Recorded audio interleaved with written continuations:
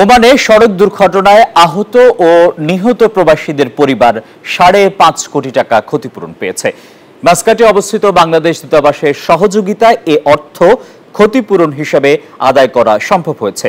এর মধ্যে রংপুরের নীলফামারী জেলার প্রবাসী রাফি ইসলাম পেয়েছেন ৭০,০০০ ওমানি রিয়াল, যা বাংলাদেশি মুদ্রায় প্রায় ২,১৫,০০,০০০ টাকা।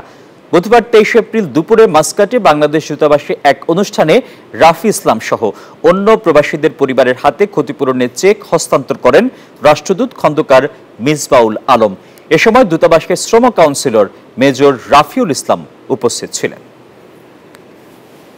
ওর সম্পূর্ণ ক্ষতিপূরণ বাবদ ২,১৫,০০,০০০ টাকা আজকে ওর হাতে ওকে সমর্পণ করছে।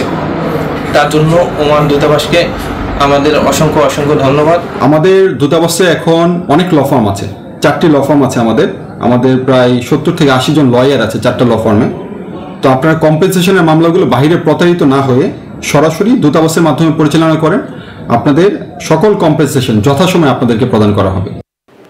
বান্ডেল থাকলে প্রতি সেনমানিতে টাকা বাঁচবে। বিকাশ সেনমানি বান্ডেল কিনে জিতুন প্রতি লেনদেনে।